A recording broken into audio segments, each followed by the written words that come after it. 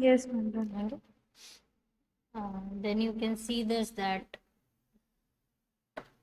ठीक है। सेकेंड है कि लार्ज क्वांटिटी में प्राइमरी मेटाबोलाइट्स प्रोड्यूस होते हैं और उनका एक्सट्रैक्शन जो है वो इजी है, नोन चीज़ें हैं। और जो वो उनकी जो क्वांटिटी है वो बहुत ज़्यादा होती है, तो उस वजह से एक्सट्रैक्शन भी इजी हो जाता है। और स्मॉल क्वांटिटी को डेफिनेटली एक्सट्रैक्ट करने में डिफ़िकल्टी होती है और वेस्टेज ऑफ टिश्यूज बहुत होता है। जैसे कि आप एक छोटा सा एग्जांपल लो कि अगर आपके पास एक मिक्सचर है, ठीक है, जिसको आप खा रहे हो, उसमें हर चीज़ की, जो आप वो खाते हो ना, यहाँ पर बहुत फेमस है झाल मुड़ी, ठीक है। So if somebody says that remove out of it, मतलब जो उसमें चीज़ें हैं सॉलिड वाली, वो चीज़ें आपको रिमूव करनी है। तो जो चीज़ जो बोलते हैं ना, ये जो उसमें सबसे कम होगी, जैसे बारीक वाला जो भी है सेव वगैरह है, उसको आपको एक्सट्रैक्ट करने में डिफिकल्टी होगी ना। बस Yes, उसी ma'am. तरीके से जो स्मॉल क्वांटिटीज है उसको एक्सट्रैक्ट करने में डिफिकल्टी होती है। और दूसरी चीज़ ये कि उसकी वजह से जो बाकी टिश्यूज जो है वो वेस्टेज में बहुत ज़्यादा, तो that is very important. And primary अगर देखा जाए तो same in all plants, basically यहाँ पर ऑर्गेनिज्म होना चाहिए कि same, almost same in all organisms, while unique to different plant, ये प्लांट के बेसिस पर, क्योंकि बेसिकली प्लांट प्रोडक्ट्स ही हम लोग मेटाबोलाइट्स ज़्यादा यूज, क्योंकि एनिमल तो ऐसे कोई खास प्रोडक्ट प्रोड्यूस करते नहीं हैं। प्लांट्स हैं जो बहुत ज़्यादा मेटाबोलाइट्स प्रोड्यूस करते हैं, तो हम प्लांट को कंसिडर करके इस चीज़ को डिस्क्राइब कर रहे हैं। A part of basic molecular structure of organism, ये तो अभी हमने पढ़ा, आपने देखा कि कार्बोहाइड्रेट, प्रोटीन्स, लिपिड जो है वो हमारी बॉडी के ऑलमोस्ट सभी पार्ट में प्रेजेंट होगा। तो मॉलिकुलर स्ट्रक्चर बनाने में हर चीज़ का जो स्ट्रक्चर है वो बेसिक, वो इन्हीं चीज़ों से बनता है। वेल सेकेंडरी मेटाबोलाइट का ऐसा कोई भी वो नहीं है कि वो किसी स्ट्रक्चर में होना उसका इम्पोर्टेंट है, इम्पोर्टेंस है और ऐसा। Examples over here are given that ethanol, lactic acid, nucleotides, vitamins are the examples, while pigments, antibiotics, drugs are the examples for the secondary metabolites। इसमें आप और भी चीज़ें ले सकते हो, जैसे प्लांट प्रोडक्ट्स में, जैसे कि जो ये गम्स वगैरह जो एक्सट्रैक्ट होते हैं स्टेम में से, वो, फिर उसके बाद फाइबर्स एक्सट्रैक्ट होते हैं कई सारे प्लांट्स में से, वो भी डाल सकते हो सेकेंडरी मेटाबोलाइट्स में। बहुत any n number of things are the secondary metabolites. Carotenoids, बहुत सारे फ्रेगनेंस वाली चीज़ें जो परफ्यूम वगैरह में यूज़ होती हैं, वो सब चीज़ें हैं, वो इनकॉर्पोरेट की जा सकती है। ठीक है, so these are some of the basic difference between the these particular primary and secondary metabolites। देन दूसरा चीज़ है कि आपके वो जैसे बायो मैक्रो मॉलिक्यूल्स वगैरह दिए, चैप्टर है बायो, जो ये है बायो मॉलिक्यूल्स। तो माइक्रो तो हमने सारे पढ़ लिए ऑलमोस्ट, मतलब बट मैक्रो मीन्स ये जो सब चीज़ें हैं जो मैक्रो में कैसे कंसिडर होती है। सो वो अपने मॉलिकुलर वेट के बेसिस पर डिजाइंड है बेटा। अगर मॉलिकुलर वेट जो है वो 18 to 900 डेल्टन्स में रहता है, तो वो बायो मैक्रो मॉलिक्यूल्स है। आप जो वो आई थिंक पैराग्राफ पढ़ोगे तो इट इज़ ऑलमोस्ट क्लियर कि वो क्लासीफाई होता है according to, on the basis of its molecular weight. ठीक है, सो और लिपिड की एक स्पेशल क्वालिटी दी है कि लिपिड जो है वो ना मैक्रो में कंसिडर होता है ना माइक्रो में कंसिडर होता है। The reason is half of its part is soluble and half of its part is insoluble. So उसका जो बोलते हैं एक जो जजमेंट करना है, that is not be very simple, और मीन्स आप एग्जैक्ट उसके लिए पॉइंट आउट नहीं कर सकते हो कई सारी चीज़ें। तो lipid is still controversial। आप some, in some books it is written as a macro, in some books it is written as a micro, so it's still a controversial thing। So that's the thing regarding this particular chapter। Anything to be asked further, means बेटा कुछ भी ऐसा है जो आपको discuss करना है या रह गया है? No, ma'am. Nothing? Is it clear to you completely? Yes, ma'am. Ma'am इसमें डिफरेंस आ सकता है कि प्राइमरी और सेकेंडरी का major differences? Probably in the school examples पे ज़्यादा कंसंट्रेट किया जाता है। कई सारे ओके। अगर लास्ट ईयर के आप पेपर्स देखोगे तो ज़्यादा चीज़ तो एग्जाम्पल्स, जो एक टेबल दिया हुआ है सेकेंडरी मेटाबोलाइट्स का, यस मैम। वो थोड़ा अच्छे से लर्न करना बेटा, क्योंकि उसमें वो अलग अलग वो दिया है कि कौन सा पिगमेंट है, कौन सा कैरोटेनॉइड है, कौन सा अल्कलॉइड है, ऐसे अलग अलग टाइप की चीज़ें दी हुई है। दैट एग्जाम्पल वाइज थोड़ा सा एमसीक्यूज वगैरह जो होते हैं वो फॉर्मेशंस में होते हैं। और rest of there are lot many things in this chapter to be asked, so I think metabolites can be avoided or can be skipped also. Yes ma'am. Okay, but by learning wise you have to learn everything. Okay, don't उसको याद अच्छे से कर लेना, ऐसा नहीं है कि नहीं आएगा. You never know the things and the prospects and all that, so that part you should know. So ma'am monomers है ना, पॉलीमर तो हम लोग का नहीं हुआ है। मोनोमर्स बेटा, monomer single unit mono. Okay okay, ma'am. Polymer मतलब बहुत सारे मोनोमर्स के अटैचमेंट से जो बनता है वो पॉलीमर। Okay ma'am. मैम उसका structure? Anything means if I say that जो किसी भी अगर प्रोटीन के लिए बात करते हैं तो प्रोटीन का जो मोनोमर है वो अमीनो एसिड्स है ना, यस मैम। Single unit. ठीक है, तो when it is forming a complex structure और a big chain like thing, तो वो जो है वो पॉलीमर है। आप स्टार्च ले लो, सेल्यूलोज ले लो, आप किसी भी प्रोटीन का जो क्वाटरनरी स्ट्रक्चर है वो ले लो, या फिर लिपिड्स में ये सब जो हमने फैटी एसिड्स वगैरह, ये सब सब पॉलीमर्स है ये सब। Yes ma'am. ठीक है, और उसमें से एक सिंगल यूनिट निकालोगे उसे हम monomer. Okay ma'am. Fine. So that is what regarding this is there.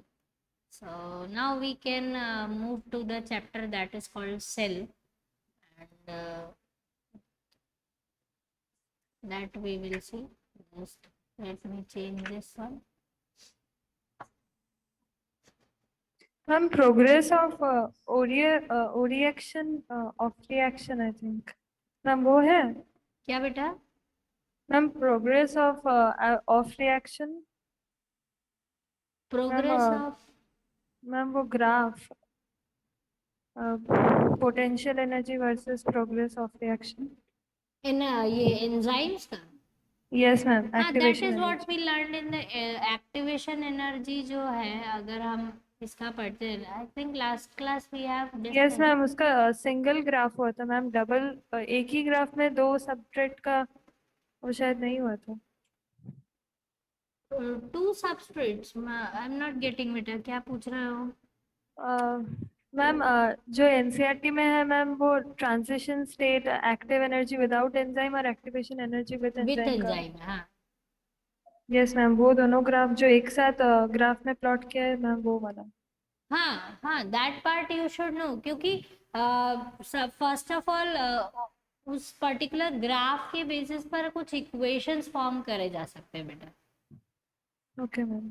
ठीक है, तो एक्चुअली विदाउट एंजाइम आपको एक्टिवेशन एनर्जी, आपने पीक उसका देखा, और विथ एंजाइम उसका पीक जो है वो आपको कंसिडर करना है।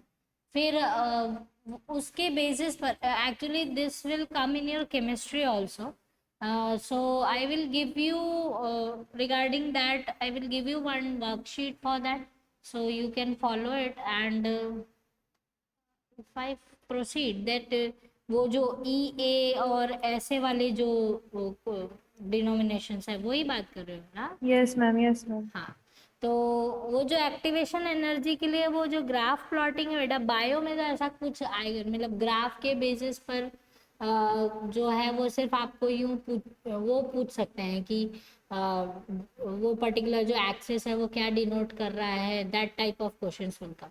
बट केमिस्ट्री वाइज उसमें इक्वेशंस है कुछ। Okay ma'am. ठीक है, biology they will not go in the mathematical consequence I think, so it will not be there.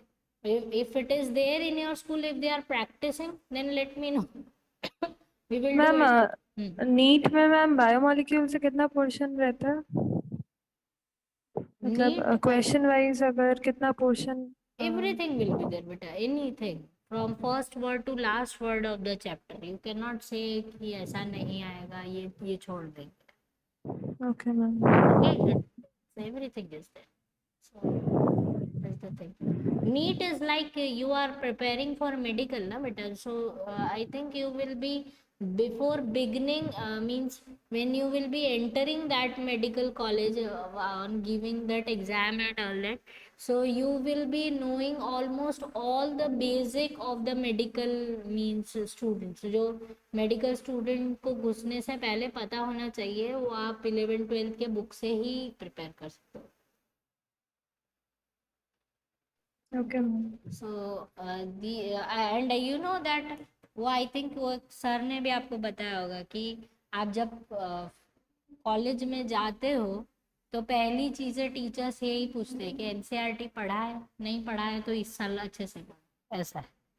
ठीक है, एनसीईआरटी विल बी लाइक, वो आपको एक बेस, फर्स्ट जो एक सॉलिड स्टेप प्रोवाइड करेगा वो एनसीईआरटी प्रोवाइड करेगा, और जब आप मेडिकल में एंटर करोगे जब, तो वो आप काफ़ी कुछ प्रिपेयर्ड होगे according to the medical students. हाँ डेफिनेटली उसके अंदर जाने के बाद बहुत सारी चीज़ें और पर्सपेक्टिव और प्रैक्टिकल नॉलेज आपका बहुत ज़्यादा हो जाएगा, it will be on different angle completely, but till then NEET के लिए you will be having lot of background, क्योंकि अभी तो आपने एक चैप्टर पढ़ा है, just see that how the things progresses, let's see first of all ये जो सब चीज़ें हैं क्लासिफिकेशन वगैरह तो है ही वो सब तो, लेकिन ह्यूमन फिजियोलॉजी प्लांट फिजियोलॉजी पढ़ोगे तो काफ़ी सारी चीज़ें जो है वो अलग हो जाएंगी। ठीक है, yes ma'am. fine. So let's begin with the next one, that is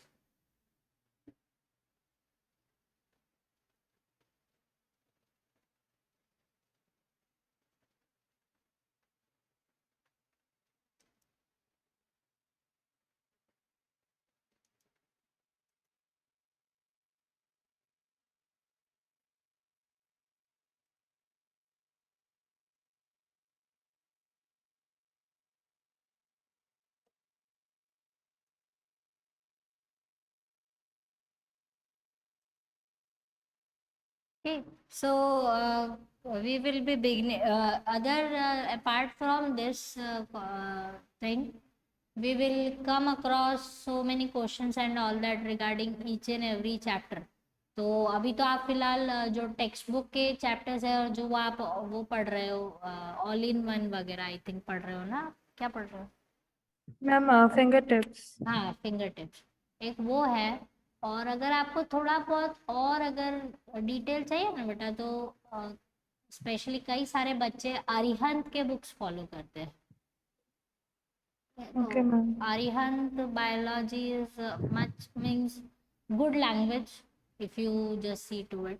तो एक ये अरिहंत है जो आप थोड़ा मतलब रेफर कर सकते हो for bio, I don't know regarding physics and all that, but I have heard about the students those who are following Arihant and they feel that it's a good one to clear the concepts। अगर कहीं पर ऐसी जो चीज़ें जो छोटी मोटी miss हो जाती है या नहीं समझ में आ रही है, या if you are not able to clarify what you want to ask, there are so many things it will be clarified over there, so just see to it। Online अगर अवेलेबल है अगर तो देख लेना उसको, या आपके यस कोई सीनियर्स हैं तो उनसे मांग लेना। ठीक है, मैम। और ट्रू मैन अच्छा बुक है?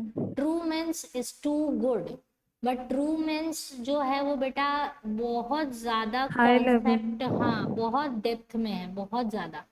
तो अगर आपको वो पढ़ना है ट्रू मेंस, तो you will be like means उसको पढ़ने के लिए आपको बहुत ज़्यादा हेवी बायो के ऊपर ध्यान देना पड़ेगा, फिर मतलब उसके लिए टाइम भी बहुत कंज्यूम करेगा वो अभी। मैम बट वो नीट के लिए लगता है, मतलब ट्रू या मैन से क्वेश्चन आता हाँ क्वेश्चन आंसर्स होते हैं ट्रू मेंस में, but what you can do is just prepare your chapter from these finger tips and all that. ठीक है, फिर उसके ना एक बार एमसीक्यू सॉल्व करके देख लेना अगर आपके पास है तो। Okay ma'am. या अगर नेट पे ऑनलाइन अवेलेबल होते हैं ना वो यस मैम, यस। एक दो अगर उसके पीडीएफ क्वेश्चन पेपर हो ट्रू मेंस के, वो एमसीक्यूज हो, तो उसको एक बार अटेम्प्ट करके देखो पहले। Okay ma'am. हम्म, उसको अटेम्प्ट कर लेना तो you will be knowing that उसका लेवल थोड़ा, I have Trueman's with me only, मेरे पास पर्सनली है Trueman's, so but huge huge बहुत ज़्यादा ही उसका डिटेलिंग है, so that will be little bit time consuming for you also, but if you wish to read it, no matter, you can go ahead with it. Okay ma'am. Ma'am तो उसका PDF share करके अगर मतलब like कुछ questions अगर solve होता class में तो लाइक एमसीक्यू बेस्ड, तो आप भी थोड़ा समझा देते। Okay, I will share it with you. मैं ओके ऐसा मैम। होगा तो आपको ट्रू मीन्स का एक वो दे देती हूँ कि just see to it and if you read the chapter, yes ma'am. है ना, आप बायोमोलिक्यूल्स ही स्टार्ट करो, पढ़ के देखो, यस एंड अगर मैम। आपको ठीक लगता है you can go ahead with that much of level, then well and good. Okay, ma'am एक बार ट्राई करके देखते, अगर बहुत ही हाई लेवल का लगता है तो देन इट्स नॉट लाइक, मतलब। हाँ बहुत नहीं बेटा, if you can cope up everything is on the similar level, but यही है कि बस आपको अभी सारे सब सब्जेक्ट्स है, तो if you can then it's good. Okay, okay ma'am. I will give you one chapter, just see to it and if आप रीड कर लो एक बार बायोमोलिक्यूल्स उसका, ठीक है। Okay ma'am. Excuse me. So let's see this. We have the chapter cell in front of us. So cell, I think class 5th से आप सेल ही पढ़ रहे हो। Yes ma'am. Hmm,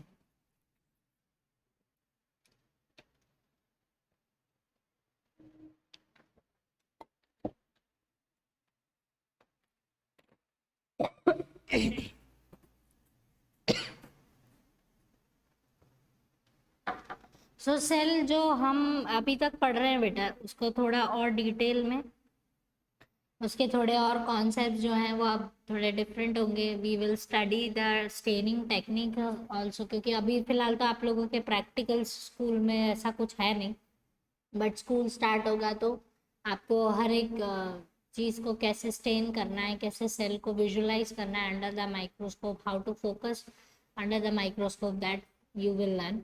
Okay, so just see to it that when we begin with cell,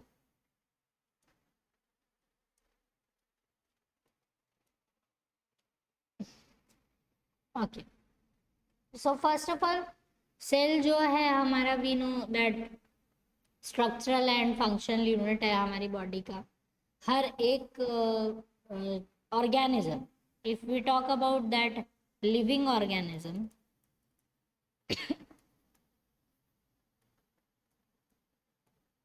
ठीक है, these living organisms, वो हर एक category में आप कंसिडर कर लो बेटा, चाहे वो माइक्रो ऑर्गेनिजम्स हो, चाहे वो प्लांट्स हो, चाहे वो एनिमल्स हो, एनिमल्स इंक्लूडिंग ह्यूमंस, हम सभी लोग सेल से बने हुए हैं। एंड मोर और लेस आपको ये पता होना चाहिए कि जितने भी लिविंग ऑर्गेनिज्म है, सभी का जो स्ट्रक्चरल फंक्शन यूनिट है वो सेल है।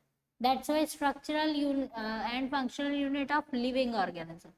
और दूसरी चीज़ ये है कि सेल का जो बेसिक डिज़ाइन है, मतलब जो हम नॉर्मली एक सेल ड्रॉ करते हैं कि ये एक पर्टिकुलर सेल है, उसके अंदर न्यूक्लियस है और उसके हिसाब से बहुत सारे जो ऑर्गेनल्स हैं, उसके सारे ऑर्गेनल्स, वो सारे ऑर्गेनल्स जो हैं वो सारे ऑर्गेनिज्म में सेम है।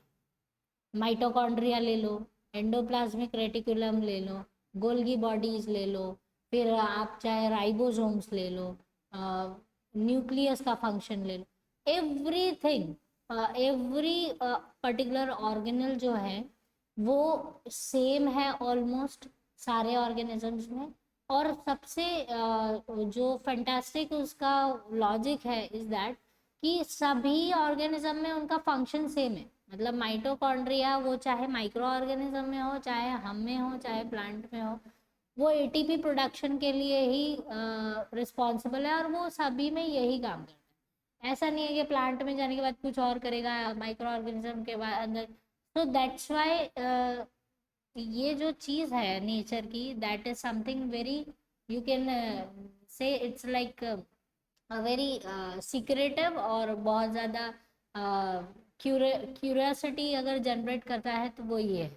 दूसरी ये चीज़ है कि जो एक normal design of the cell for each and every organism will almost same.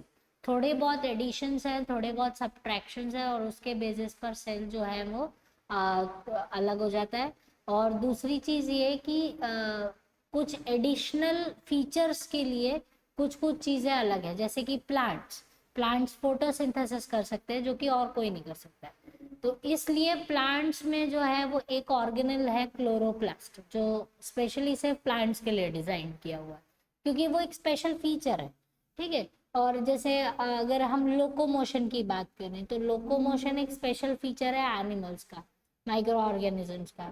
फिर उसके बाद अगर हम इसकी बात करें कि if how they work, so cell as a individual, एक इंडिविजुअल यूनिट पे भी वो उतना ही काम करता है जितना कि वो एक ग्रुप ऑफ यूनिट में कर सकता है। मतलब अगर अगर एक ही सेल लेते हैं हम, तो वो सारे फंक्शंस करता है, एक्सक्रीशन करता है, वो रेस्पिरेशन करता है, वो डाइजेशन भी करता है, वो हर एक चीज़ कर रहा है। ठीक है। आपने क्लास 10th में अमीबा पढ़ा होगा, इंजेशन इजेशन वाला, जो फूड कैसे खाता है वो, यस मैम। दैट पार्ट है। तो अमीबा क्या है, एक सिंगल सेल ही है, but it can perform all the functions. और वो ही सारे जो फिजियोलॉजिकल फंक्शंस है वो हमारी बॉडी भी कर रही है, बस उसमें क्या है कि हर एक सेल को एक ग्रुप ऑफ सेल्स जो है वो एक ऑर्गन बना रहे हैं, टिश्यू बना रहे हैं, टिश्यू ऑर्गन्स बना रहे हैं। और ये जो ऑर्गन्स हैं वो एक सिस्टम में काम कर रहे हैं, बट अल्टीमेटली जो सबसे बेसिक उसका यूनिट है वो cell. So that is what you have to understand कि हमें किसी भी लिविंग ऑर्गेनिज्म को अगर कोर में स्टडी करना है तो हमें उसके सेल को स्टडी करना बहुत ज़रूरी है। That is what regarding the cell. So cell की जो डिस्कवरी है वो रॉबर्ट हुक ने डिस्कवर किया था। So it was discovered by Robert Hooke, and he what he was doing was कि उसने बस एक ये जो कॉर्क होता है ना, जो बॉटल्स में वुडन कॉर्क लगाया जाता है, वो उस वुडन कॉर्क को अंडर द माइक्रोस्कोप स्टडी किया था, और उससे दिखाई दिया था कि कुछ ऐसे ऐसे ब्रिक जैसे यूनिट हैं जो आपस में जुड़े हुए हैं। और या तो फिर उसने ऐसे कुछ देखा है कि हाइव की तरह दिखता है, जैसे हनी बी का घर होता है उस तरीके से कुछ जुड़े हुए सेल्स। तो ही अंडरस्टूड दैट कि कुछ कंपार्टमेंट लाइक स्ट्रक्चर्स हैं, एम्प्टी कंपार्टमेंट्स हैं, जो कि इस पर्टिकुलर चीज़ को फॉर्म कर रहे हैं। He was not knowing regarding कि उसके अंदर कुछ है नहीं है क्या है, nothing. He just visualised some brick and hive like units जो है वो एक स्मॉल, उसने उस चीज़ को एम्प्टी समझा, और एम्प्टी मतलब स्मॉल कंपार्टमेंट समझा, इसलिए उसे सेल नाम दिया। सेल मतलब एक छोटी सी, आई थिंक आप जैसे अगर इंग्लिश में आप जब पढ़ते हो लिटरेचर, तो एक जेल के कमरे को भी सेल बोला जाता है। ठीक है। Yes ma'am. एक छोटे से रूम को भी सेल बोला जाता है। तो cell is a empty room in which things can be occupied, and it is forming a basic unit of that particular building. So इसलिए उसे सेल नाम दिया गया। Nothing more than that Robert Hooke was knowing. Then later on अच्छे microscope जब आए तब पता चला कि भाई सेल के अंदर तो बहुत सारी चीज़ है। बट बिफोर दैट एक थियरी प्रपोज हुई। ठीक है। जो थियरी जो है वो साइमल्टेनियसली दो साइंटिस्ट ने काम किया उस पर, शील्डन और श्वान। दी दे डिस दोनों अलग अलग फील्ड से थे। शील्डन वॉज बॉटनिस्ट एंड श्वान वॉज जूलॉजिस्ट। सो मैम तो सेल डिस्कवर रॉबर्ट हुक ने किया था या फिर एंटन वॉन ल्यूवेनहोफ ने किया था? रॉबर्ट हुक जो है उन्होंने उसे से पता चला था कि ये पर्टिकुलर ऐसे कुछ कंपार्टमेंट्स होते हैं, और एंटनी वैन लीवेनहुक ने उसको माइक्रोस्कोप में बेटर उस पे रिजोल्यूशंस पे देखना शुरू किया था। Okay ma'am. Okay. So this was cell theory जो है वो 1838 में two scientist have proposed it. And Schilden, a German botanist, and Schwann was a British zoologist. So both of them from different places, but at the same time they were performing the function. Means दोनों अपना काम कर रहे थे and they discovered something कि अच्छा कुछ है जो ये जो particular living organism का कुछ बेस फॉर्म करती है. तो बॉटनिस्ट था तो प्लांट पे पढ़ा, जो जूलॉजिस्ट था उसने एनिमल्स में पढ़ा. सो they came out with some of the points and the logics regarding the cell theory. So see this that uh, ये जो पर्टिकुलर थियरी है जो इन दोनों ने प्रपोज की थी वो 2 पॉइंट्स बताती है कि all living organisms are made up of cells and their products. मतलब सेल्स, लिविंग ऑर्गेनिज्म सिर्फ सेल या उसके प्रोडक्ट से ही बने हुए हैं. And cell is the structural and functional unit of organism. ये जो थे 2 पॉइंट्स शील्डन और श्वान ने दिए थे. बट लेटर ऑन क्योंकि ये जो थियरी थी वो ये नहीं बताती है कि नए सेल्स कहाँ से आ रहे हैं. सो रुडोल्फ विर्चॉ जो था उसने later on he discovered that कि अच्छा जो न्यू सेल्स हैं वो प्री एग्जिस्टिंग सेल से ही फॉर्म हो रहे हैं. That means he gave some idea regarding the cell division. he came up with कि अच्छा कुछ पुराने सेल्स ही हैं जो खुद को कुछ मॉडिफाई करते हैं, डिवाइड करते हैं और नए सेल्स को फॉर्मेशंस देते हैं. So later on this particular theory was polished and it came up with these points कि new cells are formed with through the division of the pre-existing cells. Is this part is clear to you? Yes, ma'am. Okay, so that is what these people were doing. Now see this. Fine. So basically हम prokaryotes और eukaryotes एक basic difference पढ़ते हैं sales का. तो ये एक one of the basic वो है classification on the basis of nucleus. On the basis of nucleus की न्यूक्लियस किस तरीके से है उस बेसिस पर प्रोकैरियोट्स और eukaryotes. Because karyotes is nothing but nuclear. Okay, karyotes का मतलब होता है nucleus. Carry on, it is something called carry on means nucleus. And pro means primitive, while u means true. Okay, so primitive or here you can say that true or it is well developed. Primitive, not very well developed nucleus. So that part you should know on the basis of nucleus कि prokaryotic cell and eukaryotic cell, ऐसे 2 type के divisions हम कर सकते हैं. So if I say that primitive, that means जो nucleus है, अगर मैं एक पर्टिकुलर सेल ड्रॉ करती हूँ और उसमें एक न्यूक्लियस है. सो फर्स्ट ऑफ ऑल हमेशा न्यूक्लियस ड्रॉ करने के लिए हम एक बैरियर ड्रॉ करते हैं जिसको हम बोलते हैं nuclear membrane. That is called nuclear membrane. अब इस मेम्ब्रेन की प्रेजेंस अगर है तो वो यूकैरियोटिक हो जाता है. If it is absent then it becomes prokaryote. ये चीज समझ में आए? Yes, ma'am. Okay, if it is present then it is prokaryote, sorry eukaryotic. If it is absent then it sorry then it's become this prokaryotic. So basically क्या होता है कि जो प्रोकैरियोटिक सेल्स होते हैं, if I talk about the prokaryotic cell, then genetic material जो है वो साइटोप्लाज्म में फ्री है. उसके लिए कोई भी बाउंडेशन नहीं है या कोई भी लिमिटेशन नहीं है कि तुमको यहीं रहना है, इसके आगे पीछे कहीं बाहर नहीं जाना है, ऐसा कुछ है. Nothing like that. ठीक है, जेनेटिक मटेरियल ही फ्री है, ठीक है। वाइल हियर जेनेटिक मटेरियल जो है वो न्यूक्लियस के अंदर पैक्ड है, the form of chromatin. Is this part is clear to you? Yes, ma'am.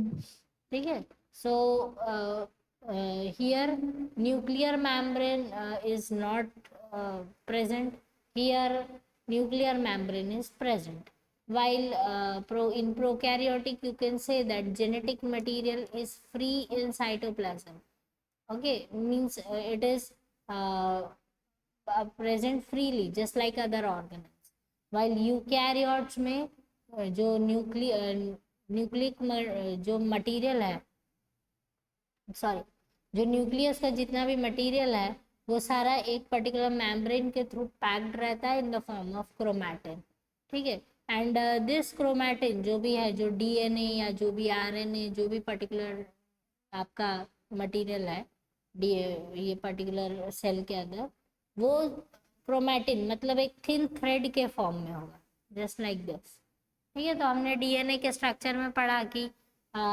Highly folded होता है क्योंकि histrionic and non histrionic proteins जो है वो ऑक्टोमर के थ्रू उसको क्लब करेंगे और फिर उसको अंदर डालेंगे।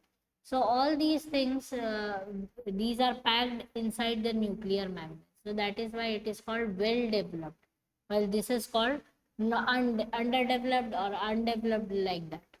Understood this? Yes, ma'am. Okay, so ये बेसिक एक डिविजन है regarding prokaryotics and eukaryotic cells. And another thing regarding this is that हम सेल्स के लिए बहुत सारे टर्म्स यूज करते हैं। आपने टर्म्स यूज किए होंगे unicellular, multi Yes, ma'am. Cellular, Multicellular. ठीक है। यूनिसेल्यूलर मल्टी सेल्यूलर आपने टर्म यूज किए। यूनिसेल्यूलर मतलब एक ही सेल से बना हुआ, वाइल मल्टी सेल्यूलर मीन्स बहुत सारे सेल से बना। तो जैसे कि बैक्टीरिया वगैरह ये सब यूनिसेल्यूलर रहते हैं, और मल्टी सेल्यूलर जो कि हम हैं वो बहुत सारे हम सेल से बने हुए हैं, ठीक है।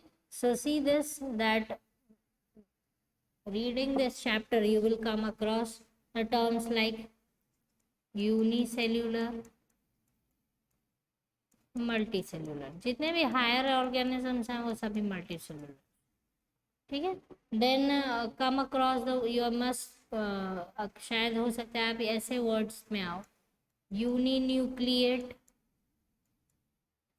और मल्टी न्यूक्लिएट, ये वर्ड्स पढ़े? Yes, ma'am. Uninucleated मतलब एक न्यूक्लियस। एक ही nucleus, while Yes, multi ma'am. Nucleate means Many more than one. nucleus. So bi nucleate condition तो आपने पैरामीशियम में ही देखा है। पैरामीशियम में जो पैरामीशियम जो ऑर्गेनिज्म है उसमें 2 न्यूक्लियस होते हैं, ठीक है। Yes, ma'am. ऐसे कई सारे ऑर्गेनिजम्स हैं जिसमें बहुत सारे न्यूक्लियस होते हैं, तो वो मल्टी न्यूक्लिएट है। अगर 2 है तो हम स्पेसिफाई कर देते हैं कि बाई न्यूक्लिएट है, Yes, BI, ma'am. Yes, ठीक है। ma'am. और वैसे बेसिकली हम टर्म यूज करते हैं multi nucleate and uni nucleate conditions, तो that you should know. Then जो सेल्स है, अगर हम सारे ऑर्गेनिजम्स को हम देखते हैं तो यूनिसेल्यूलर जो ऑर्गेनिजम्स होते हैं वो कई बार फ्री लिविंग होते हैं, मतलब एक सेल जो है वो फ्रीली लिव करता है विदाउट एनी बाउंडेशन की उसको किसी और सेल की ज़रूरत है, ठीक है। while some of the when you read this chapter then you will come across कि कुछ जो होते हैं उसमें सेल्स जो होते हैं वो ग्रुप फॉर्म करते हैं, कॉलोनी फॉर्म करते हैं। तो अभी जैसे आपके स्कूल में क्लासिफिकेशन स्टार्ट हुआ है, तो when you will begin with the plant classification in that you will come across volvox and जब algae पढ़ोगे ना तो उसमें ये सारे टर्म्स थोड़े से यूज हो। Understood this? Yes, ma'am. Okay, so that part will be there.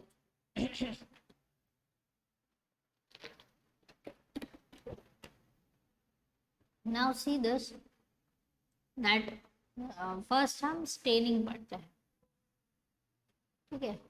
तो सी दिस दैट स्टेनिंग टेक्निक, किसी भी सेल को जब आपको अंडर द माइक्रोस्कोप देखना है तो आपको उसे स्टेन करना बहुत ज़रूरी है। और क्योंकि हमने हाँ प्रोकैरियोटिक और यूकैरियोटिक सेल्स पढ़ रहे हैं तो सबसे पहली चीज ये देखो कि जब हम प्रोकैरियोट्स पढ़ते हैं, prokaryotes. So we come across definitely the term that is bacteria. ठीक है। अब बैक्टीरिया जो होते हैं वो बेसिकली उनके सेल वॉल जो होते हैं वो थोड़े से अलग टाइप के होते हैं। ठीक है, bacterial cell walls and they have different type of layer outside protecting them. So bacteria जो है वो स्टेनिंग टेक्निक के बेसिस पर भी डिवाइड किया जा सकता है। हम कॉन्सेंट्रेट अभी बैक्टीरिया पर इसलिए कर रहे हैं क्योंकि मोस्ट ऑफ द स्टेनिंग जो टेक्निक्स है वो इसी कॉन्सेप्ट पर रन करेंगे। ठीक है, so that part you should understand first of all. Basically आप जब अपने स्कूल में स्टेन करोगे ना किसी भी चीज़ से, तो you will come across some basic stains like saffronin, methylene blue, phenol red। Okay, ऐसे ऐसे कुछ जो बेसिक स्टेन्स हैं जो आपके लैब में आपको देखने को मिलेंगे, और आप जब फर्स्ट स्टेनिंग सीखोगे ना इन्हीं चीज़ों से, बेसिकली इन दोनों से ही सीखोगे, सैफ्रेनिन एंड मिथिलिन ब्लू। ठीक है, तो हम बैक्टीरिया जब स्टडी करेंगे बेटा, जब बैक्टीरिया को हम अगर समझते हैं तो first what we have to understand that according to the type of boundary, that means cell wall present on these bacteria, they can be classified into two categories, और means और वो भी स्टेनिंग टेक्निक के basis पर। आप ये समझो कि जो ये स्टेनिंग हो रहा है ऑर्गेनिज्म का, वो परफॉर्म किया था ग्रैम करके एक साइंटिस्ट था। ठीक है, तो स्टेनिंग टेक्निक भी ग्रैम स्टेनिंग ही बोला जाता है, gram staining. Okay, so this gram staining जो है इसमें 4 स्टेप्स हैं जिसको हम कंसिडर करेंगे, और वो 4 स्टेप्स के बेसिस पर बैक्टीरिया किस तरीके से डिवाइड होते हैं वो चीज़ समझेंगे। सो जो ग्राम स्टेनिंग जो मेथड को पॉजिटिवली वो करेगा, एक्सेप्ट करेगा, वो हो जाते हैं ग्राम पॉजिटिव बैक्टीरिया। वो क्या हो जाते हैं? Gram positive bacteria. और जो स्टेनिंग टेक्निक को मतलब जो उसका पर्टिकुलर स्टेन है उसको एक्सेप्ट नहीं करेगा, तो वो हो जाएंगे gram negative. Gram negative. Okay, so that part you should know. So just see to this that how this technique will be working and क्या क्या यूज हो। So see this, so this is a gram stand.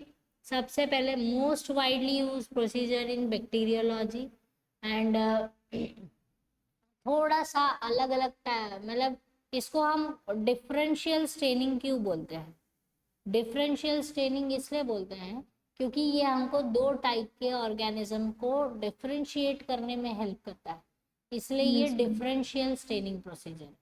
ठीक है, and through a staining of series of staining and decolourisation step, organism in the domain bacteria are differentiated on the cell wall composition। इनका particular organism का cell wall जो है वो कैसा है उस बेसिस पर डिसाइड किया जाएगा।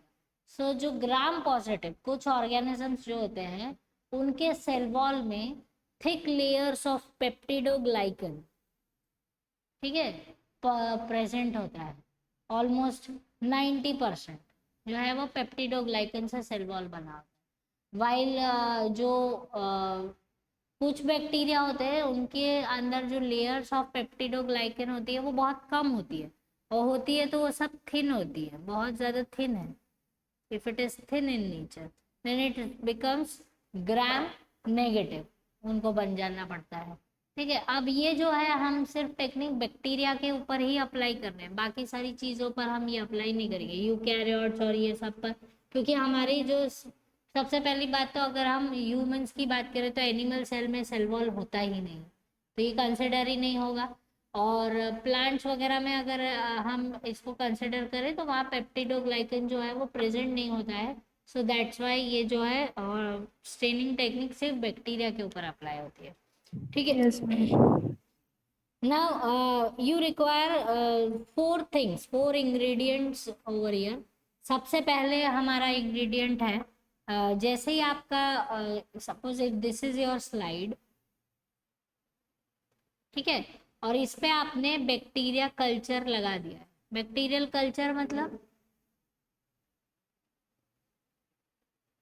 कल्चर यस मतलब ma'am. Bacterial culture means suppose if you want to see the bacteria, तो आप सबसे पहले, हम बैक्टीरिया हमारे पास होना चाहिए ना, तो हम क्या करेंगे जैसे कि कर्ड, कर्ड का जो पानी होता है ना, यस मैम। उसको वे बोलते हैं, वे, ठीक है। सो वे में बहुत सारे बैक्टीरिया आपको अवेलेबल हो जाएंगे, तो what you have to do is simply वो थोड़ा सा दही ले लो, उसका जो पानी होता है उसके अंदर आप बस अपना जो पूरा वो टूल होता है, उसको एक निक्रोम वायर लूप बोलते हैं, उस लूप से आप इसको बस यहाँ पर अप्लाई करना है, स्प्रेड करना है इस पर्टिकुलर स्लाइड पे। जितना ज़्यादा अच्छे से स्प्रेड करोगे उतना ज़्यादा बैक्टीरिया जो है एक दूसरे से अलग अलग होकर फैल जाएंगे, तो दैट इज कॉल्ड कल्चर। आपने बैक्टीरिया, ग्रुप ऑफ बैक्टीरिया कहीं से लिया, तो वो ग्रुप ऑफ बैक्टीरिया जहां पर प्रेजेंट है उस जगह को हम क्या बोलेंगे, culture. Understood this? Yes ma'am. Yes ठीक मैम। है, तो वहां से हमने ये कल्चर लिया है और उसको स्लाइड के ऊपर लगा दिया है। तो अब उसको हम क्या करेंगे, करते हैं उसके बाद ही, ये जो पर्टिकुलर हमने स्प्रेडिंग की है इसे कहते हैं स्मीयर। कल्चर जो लगाया है उस उतने स्लाइड पर इतने एरिया को हम बोलेंगे smear. Understood this part? Yes ma'am. ठीक है, अब स्मीयर को हम करते हैं हीट फिक्स। हीट फिक्स करना मतलब क्या, हम स्लाइड पे जब ये स्प्रेड कर दिए बैक्टीरिया, तब हम बर्नर जो होता है लैब में उसके ऊपर स्लाइड को इस तरीके से पास किया जाता है। पास करने से क्या होता है कि वो थोड़ा जो रीजन है वो गर्म हो जाता है और वो फिक्स कर देता है, मतलब अब वहां पर बैक्टीरिया जो है वो स्टिक हो गए, अब वो कहीं जाएंगे नहीं। ठीक है, तो that is called heat fixing. Understand? Now see ma'am this. तो वो स्लाइड में बैक्टीरिया फिक्स हो जाता है? हाँ फिक्स होता है, मतलब see if this is your slide, आपने इस तरफ से फिक्स वो उसको स्मीयरिंग किया है, तो नीचे से आप उसको थोड़ा सा गर्म कर दो। Yes ma'am. ठीक है, हाँ उल्टा करके गर्म करोगे तो बैक्टीरिया जल जाएगा बेसिकली। Yes ma'am. ठीक है, सो वो नहीं करना है, बस हमको पास ऑन करना है बर्नर पे से, उसको रखना भी नहीं है, बस ऐसे ऐसे पास ऑन करोगे ना वो अपने आप फिक्स हो जाएगा। ठीक है, तो that is what you have to do. Then you have to apply the first stain, that means primary stain जो है वो हम बोलते हैं क्रिस्टल वायलेट। प्राइमरी स्टेन वो है क्रिस्टल वायलेट। ओके, सो क्रिस्टल वायलेट लगा जो है वो पर्पलिश डार्क पर्पल कलर का स्टेन होता है, उसको इस पर्टिकुलर स्मीयर पे ड्रॉप किया जाता है और उसको 1 to 2 मिनट्स अच्छे से रहने दिया जाता है। ठीक है, उसके बाद क्या हो जाता है, जैसे ही 2 मिनट हो गए फिर उसको ड्रेन कर दिया जाता है, वो स्लाइड से उसको हटा दिया जाता है नॉर्मल। ठीक है, और उसके बाद उस पर डाला जाता है सेकेंड स्टेप, ग्राम्स आयोडीन। एक स्पेशल कॉन्सेंट्रेशन वाला आयोडीन जो है वो उस पर्टिकुलर स्लाइड पर डाला जाता है। ठीक है, अब आयोडीन डालने से क्या होता है, आयोडीन होता है, आयोडीन को बोलते हैं मॉर्डेंट। आयोडीन को बोलते हैं mordant. Primary stain then mordant apply होता है। मॉर्डेंट अप्लाई करने से क्या होता है कि ये जो स्टेन है वो सेल वॉल अच्छे से पकड़ लेता है। ठीक है, so that is what we have to do, Gram's iodine आपको वहां पर अप्लाई करना है। Then ma'am Gram iodine is a special type of iodine? या उसका कुछ कॉन्सेंट्रेशन है, मतलब है आयोडीन ही, कुछ नया चीज नहीं है, बट एक स्पेशल कॉन्सेंट्रेशन है वो, जो आप स्कूल में आप आपका एक पूरा किट आता है, ग्राम्स ट्रेनिंग का एक किट आता है, उसमें सारी चीजें होंगी, उसमें ओके क्रिस्टल मैम। वायलेट होगा, ग्राम्स आयोडीन होगा और बाकी की सब चीजें होंगी, तो वो उसी तरह पैटर्न में यूज होता है। ठीक है, then third is that you have to use the alcohol. ठीक है, अल्कोहल ले सकते हो, एसीटोन ले सकते हो, कोई भी एक चीज ले लो। ठीक है, अल्कोहल या एसीटोन जो है क्या करते हैं स्लाइड को ऐसे खड़ा कर देते हैं और उसके बाद उसके ऊपर उसको अल्कोहल से नहला देते हैं। जब आप उसको पूरा अल्कोहल से ड्रेन कर दोगे तो क्या होगा कि उसमें से बहुत सारा पर्पल कलर जो है वो अपने आप बाहर आ जाएगा। ठीक है, बहुत सारा पर्पल कलर जो है वो निकल जाएगा। मतलब क्या होगा, ये जो जितना भी स्टेन बाहर आया ना, तो वो स्टेन है जो एक्सेस है। मतलब मॉर्डेंट ने जितना स्टेन जरूरी था उतना तो सेल वॉल में फिक्स कर दिया, लेकिन जो आसपास लगा हुआ स्टेन ऑर्गेनिज्म में और जो स्लाइड में इधर उधर थोड़ा सा जो है, वो सारा का सारा इस डीकलराइजेशन प्रोसीजर में रिमूव हो जाएगा। Understood this? Yes ma'am. ठीक है, जैसे ही वो रिमूव हो जाएगा फिर उसको रखा जाएगा और उसके ऊपर लास्ट में काउंटर स्टेन डाला जाएगा, काउंटर स्टेनिंग किया जाएगा। काउंटर स्टेन किया किससे किया जाएगा? सैफरनिन से। See this. ठीक है, काउंटर स्टेनिंग हम करते हैं सैफरनिन से। सो सैफरनिन जो है वो पिंकिश ऑरेंज कलर का थोड़ा सा स्टेन होता है। So last will be this. इसको हम काउंटर स्टेन बोलते हैं। मैम पहले काउंटर स्टेनिंग मतलब? काउंटर करना मतलब काउंटर वर्ड को आप कैसे एक्सप्लेन करोगे? जब सपोज आपके सिबलिंग्स हैं, यस मैम। फाइट होती है yes ma'am. Definitely, pillow fight भी होती होगी। है ना? Yes ma'am. सिंपल चीज what you have to, first जिसने मारा वो प्राइमरी वो था, हिट था, लेकिन उसके रिएक्शन में जो आपने उठा के दिया वो काउंटर हिट है। आया समझ में काउंटर का मतलब? Yes ma'am. ठीक है, that is what is the counter stand.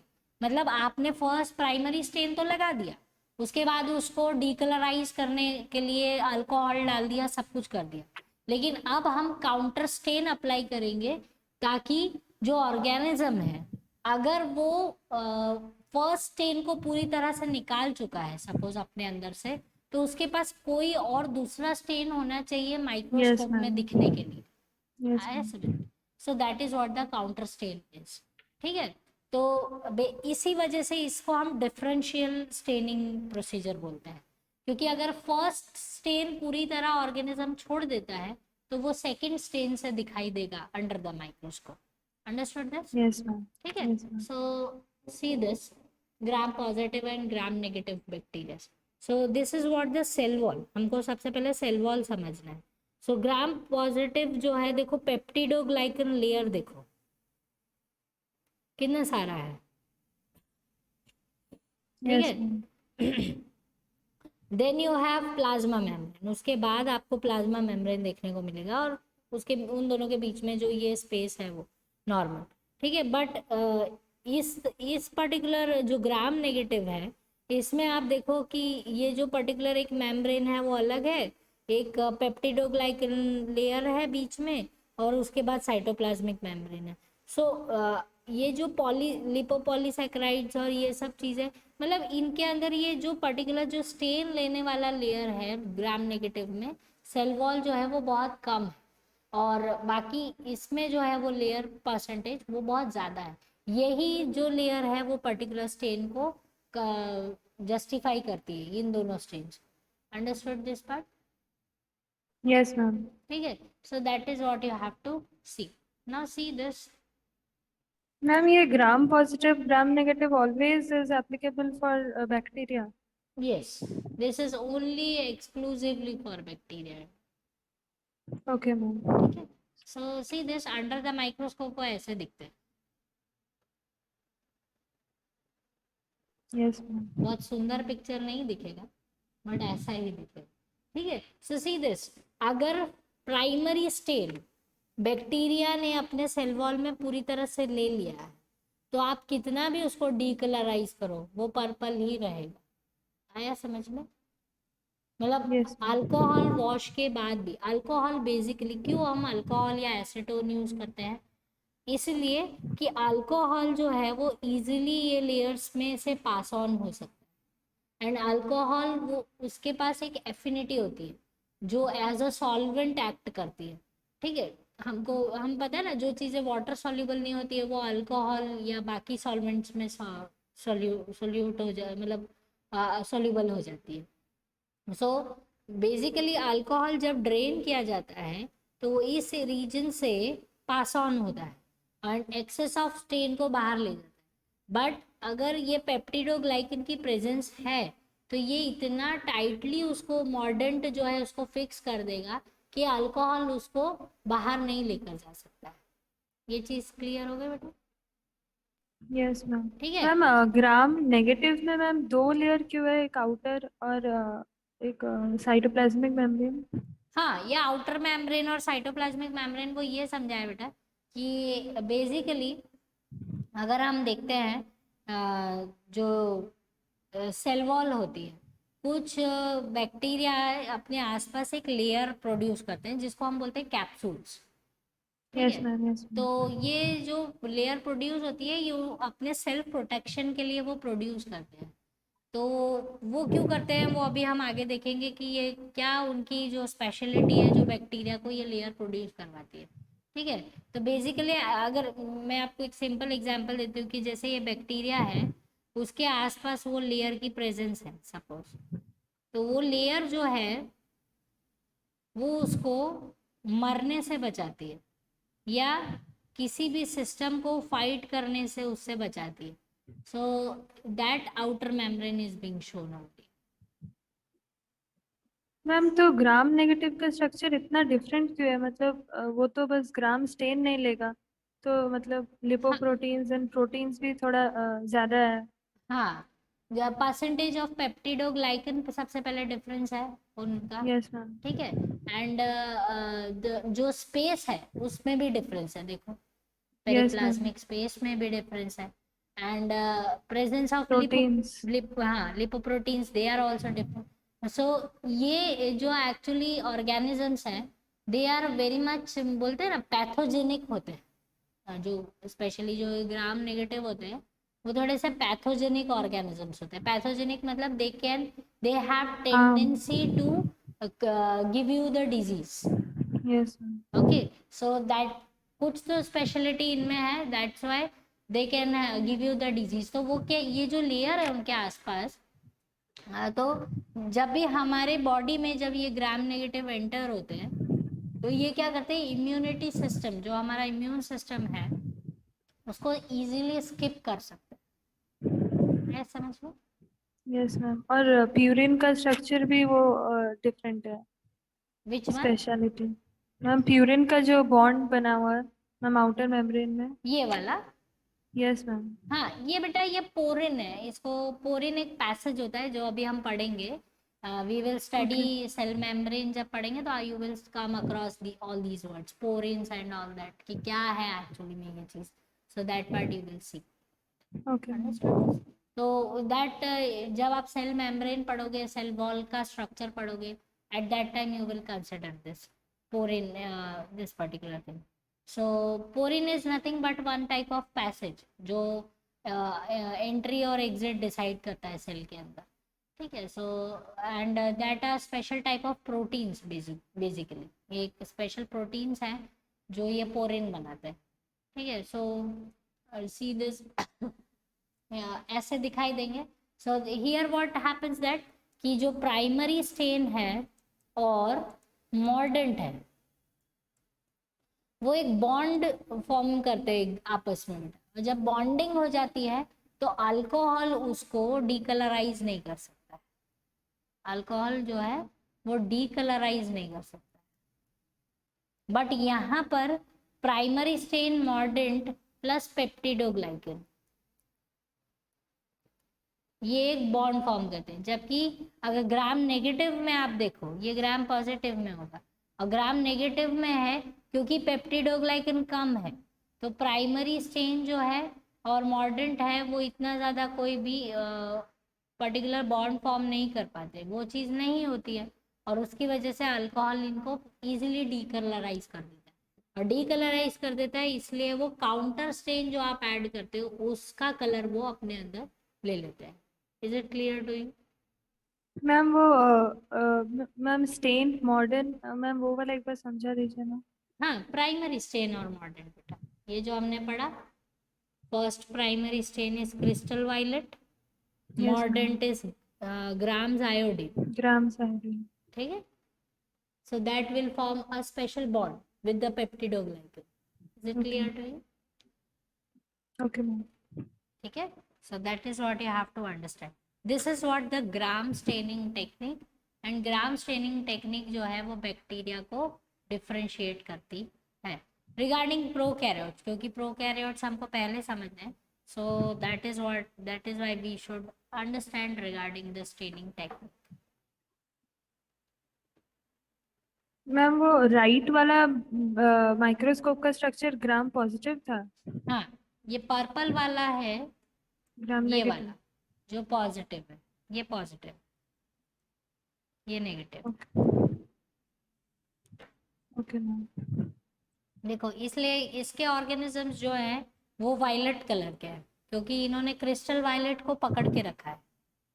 Yes ma'am. ठीक है. So that is how it will look like.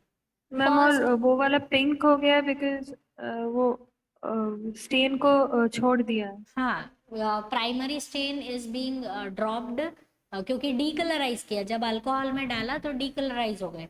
अब सारे ऑर्गेनिज्म अगर डीकलराइज हो जाते हैं तो अंडर द माइक्रोस्कोप आप क्या देखोगे, तो इसलिए उनको एक और कलर की जरूरत होती है, that is what the counter stand, saffron. Okay. Okay ma'am. Yes ma'am. And the thing regarding this, आप जब लैब्स में जाओगे, I am just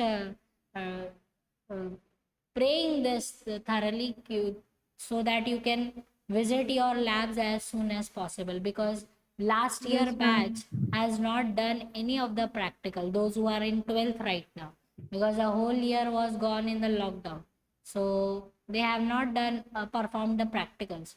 So hopefully the situation gets better, and you ma'am इस बार क्या लगता है मैम, लॉकडाउन चलेगा मतलब पिछला साल की तरह? बिकॉज थर्ड वेव भी बोल रहा है ना आएगा तो। yes, actually the thing is you can't predict बेटा. ठीक है, you don't have a fault over year, यहाँ साइंटिस्ट या डॉक्टर्स या किसी का भी फॉल्ट नहीं है. For everybody this organism is new. ठीक है. And in such a small time our scientists have produced the vaccines and its alternatives, and उसका मतलब जो पूरा उसका ट्रायल और वो सब, it's hats off situation for them. You know that it's very critical to create a vaccine for that type of organism which you have not studied even thoroughly. So the situation regarding this year also, uh, till Diwali you can't save it.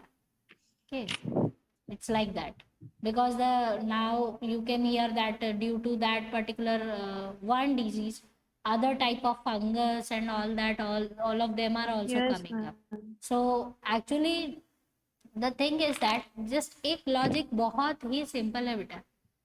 हमारी body जब oxygen की कमी महसूस करती है, ठीक है, तो due to the virus attack you are suffering from the lack of oxygen, so artificially you've been provided with the oxygen. At yes that time ma'am. what happens that we don't have that type of particular system कि सब कुछ sanitise हो सके, या आपका जो breathing environment है, क्योंकि we don't have a personal room for each and every individual. All the patients are lying in the same room, they have the same yes ma'am. thing with them. कितना भी कोशिश करते हैं लेकिन कुछ चीज़ें होती है जो आप सेपरेट नहीं हो सकती है या ऐसे फिर. सो increasing the number of beds, increasing the number of hospitals, blaming the hospital not providing the things and all that is not the solution actually. The thing is ये जो फंगस है वो ह्यूमिडिटी से बनता है बेटा. फंगस आपके घर में, आप एक दिन रोटी छोड़ दो गर्मी में, जब थोड़ा गर्म यस गर्मी मैम। होती है, और आप तो ब्रेड भी। फंगस उसी पे ब्रेड पे डेवलप हो जाता है. Yes ma'am. तो जब हमारे लंग्स जो हैं वो ऑलरेडी इन्फेक्टेड है, सो दे आर ऑलरेडी डिटोरिएटिंग. ठीक है, वो ऑलरेडी खराब हो रहे हैं. तो फंगस को एक बोलते हैं ना, एक वो जैकपॉट होता है कि हाँ ये जो जगह है वो मेरे ग्रोथ के लिए बेस्ट है. So you just encounter that fungus means accidentally, and that fungus is basically कोई वो नया फंगस या कुछ कहीं से नहीं आ रहा है बेटा. वो हमारे सारे रिसोर्सेस में, पानी में फंगस है, हमारे एयर में फंगस के स्पोर्स हैं, हमारे कितने सारे फूड के उसमें जो हम पैकेट्स यूज करते हैं उसके ऊपर हो सकते हैं. You never know from where it is coming. Okay, so fungal spores are ma'am but everywhere. Body के अंदर कभी तो सुना नहीं था कि मतलब फंगस कैन डेवलप, मतलब यस, इट्स वेरी कॉमन बेटा. लोगों के सर में फंगस हो जाता है, लोगों के स्किन पे फंगस हो जाता है. आपने वो जो वो खुजली और वो सब जो यस चीजें मैम, स्किन में। हाँ देखते यस हो, everything is fungus. even those who ma'am. are suffering from severe dandruff situations and all that, they can also develop fungus on their head, on their scalp. You know that? It's a yes ma'am common thing because we are also the living organism and we are the best habitat for the developing new microorganisms. हम best yes हैं ma'am. और हम क्योंकि nutritionally सबसे ज्यादा rich है, तो fungus हम में यस क्यों मैम। डेवलप नहीं हो. ठीक है, so that is what the thing is. So fighting to all the circumstances is bit difficult for any of the country, any of the economy, any of the city. We can't blame the medical staff, we cannot blame the availability of the situations and all that. We can't say anything. Okay, because we have such a huge population and huge एक prediction होता है कि चलो 50% population बीमार हो सकता है. अगर 100% बीमार ही है तो आप 100% को बेड नहीं दे सकते हो ना. Yes ma'am. That is what the thing is. Okay, so this is what regarding the gram stain. Okay, now see this classification of bacteria. अब हम कुछ अलग टाइप का क्लासिफिकेशन पढ़ेंगे. अभी तक आप क्लास 10 तक यूं पढ़े होगे कि smallest one, the largest largest cell और यस ऐसे कुछ आपने चीजें पढ़ी होगी. तो अब हम बैक्टीरिया पर स्पेशली कॉन्सेंट्रेट कर रहे हैं. सो that part you should understand first. See this, that if we have the spherical one, the circular जैसा वाला ऑर्गेनिज्म है, तो अगर स्फेरिकल है तो बायोलॉजी में हम उस चीज को स्फेरिकल नहीं बोलते हैं, we say it as coccus. Yes ma'am. ठीक है, coccus, cocci, that's how it's being pronounced. So if it is single then it is coccus. दो हो जाएंगे डिप्लोकोकस. थोड़ा सा ग्रुप बन जाएगा तो स्टेफाइलोकोकस। स्टेफाइलोकोकस. ठीक है, सो एंड अगर लाइन में अरेंज है तो स्ट्रेप्टोकोकस. स्ट्रेप्टोकोकस। ठीक है, so that is what you have to understand. I think ये आपके क्लासिफिकेशन वाले चैप्टर में स्टार्ट किया होगा. मैम 9 8 में भी यही सब था, मतलब सेल का मतलब बहुत बार पढ़े हैं, मतलब ये सब ओके कुछ। फाइन. ठीक है, so that you have to see. So just see this, that staphylo का मतलब होता है अ स्मॉल ग्रुप और क्लस्टर. ठीक है, और स्ट्रेप्टो का मतलब होता है लीनियर चेन. 9। Yes ma'am. ठीक है, that you should no. And अगर यही चीज जो है वो सिलिंड्रिकल हो जाती है तो इस तरीके से, तो वो bacillus. Bacillus. Bacillus. Okay, bacillus singular है, बैसिलाई प्लूरल है. सिमिलरली यस कोकस सिंगुलर है और कोकाई यूज करते हैं तो प्लूरल. ठीक है, yes ma'am.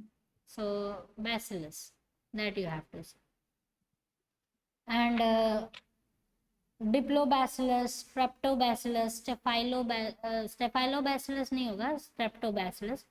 And if these bacillus जो लोकोमोशन करने वाले ऑर्गेनिजम्स होते हैं, तो सी दिस, अगर उनको एक फ्लैजिला है, if they are having one flagella on their tip, तो इसको बोलते हैं मोनोट्राइकस, एक ट्राइकॉम वाला. ठीक है, अगर एक ही टिप पर बहुत सारे फ्लैजिलास हैं तो वो हो जाता है लोफोट्राइकस. Ma'am monotrichous. फर्स्ट है मोनो, अगर एक ही है तो। Yes ma'am. बहुत सारे हैं तो lopho, LOPHO, okay ma'am. Lophotrichous. अगर चॉकलेट जैसा अपीयरेंस दे रहे हैं दोनों तरफ तो एम्फी, एम्फी मतलब टू साइड्स। हम एम्फीबियंस पढ़ते हैं ना ऑर्गेनिजम्स में। Yes ma'am. Amphibians can live in water also और land as can well live, as तो वाटर। दो जगह रहने वाले इसलिए एम्फीबियंस। सिमिलरली एम्फीट्राइकस मतलब दो तरफ फ्लैजिला होना उसके, या दो तरफ ट्राइकॉम्स होना, that can be said amphitrichous, these are called flagellas. Then you have, अगर सारे सरफेस पे ही है उसके फ्लैजिला, ठीक है, so that that becomes peritrichous. और अगर फ्लैजिला नहीं है तो atrichous. Is this part is clear to you? Yes I will just zoom it. You can write it down by drawing the structure, so it will be better for ma'am you. Third वाला का एक बार नाम बोल दीजिए, third और fourth. Just see this. Now this is clear to you? Yes ma'am.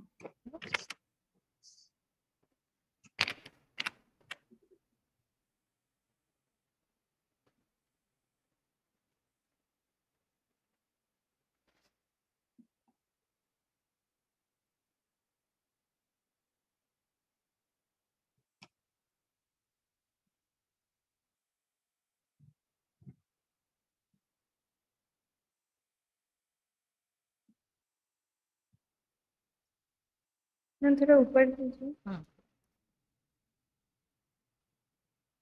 Yes ma'am.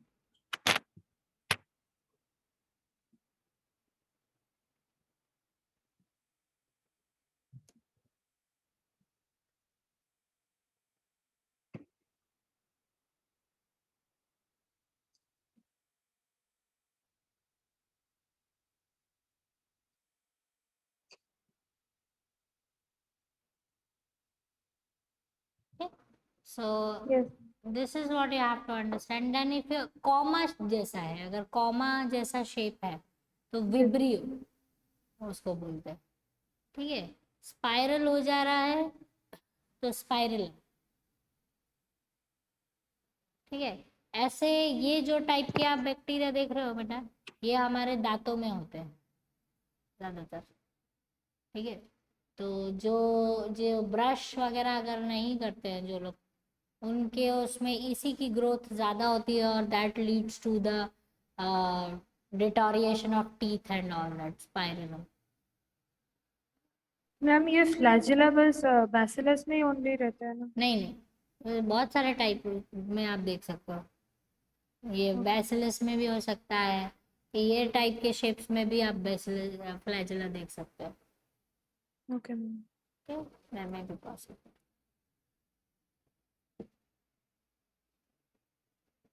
But bacillus का जो flagella है वो easy to study and you can differentiate it very well, that's why basically इसमें पढ़ा जाता है। और अंडर द माइक्रोस्कोप्स अगर आपके स्कूल में जब दिखाएंगे तो आपको लाइव बैक्टीरिया देख सकते हो आप, मतलब बैक्टीरिया जो है वो मूव करेगा करेगा अपने फ्लैजिलास को करके, तो वो भी आप अपने स्कूल लैब्स में देख सकते हो। It is very easy to visualise under the microscope. Yes ma'am. Okay, that part you can आप मतलब आप जब देखोगे तो एकदम ऐसे वो, you will be amazed to see that सारे बैक्टीरिया जो कैसे ग्रुप में एक तरफ भाग रहे हैं और एंड ऑल, ठीक है। तब तक के लिए आप उस पे देख सकते हो नेट पे, जब भी आप डालोगे कि live bacteria under the microscope, so you can visualise that videos on YouTube. और यस मैम, एनिमेशन। हाँ, एनिमेशंस भी होंगे और ओरिजिनल वीडियोस भी होंगे, तो उसमें आप वो बैक्टीरिया को, एक्चुअली क्या होता है, लाइव बैक्टीरिया कभी स्टेन नहीं कर सकते हैं बेटा, क्योंकि स्टेन करेंगे तो वो मर जाएगा। तो इसलिए लाइव बैक्टीरिया देखने के लिए विदाउट स्टेनिंग देखा जाता है उसको।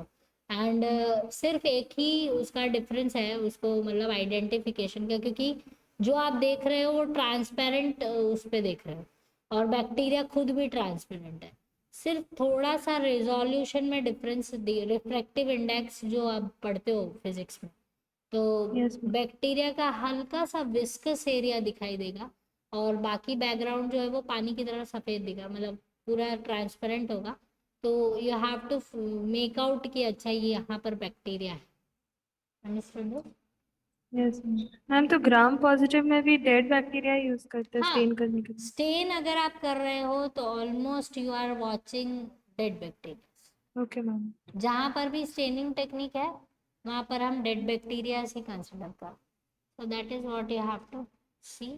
And so I think today we will stop here, and we will begin on Thursday we will begin with cell membrane, cell wall and all. Ma'am 5:45 तक होता है हम लोग का क्लास। हाँ, it's there, but I think don't burden yourself. First of all okay आप, ma'am, हाँ, okay. Biomolecules मैं आपको ट्रूमेंस का देखती हूँ, अगर if it is available right now with me I will send it to you.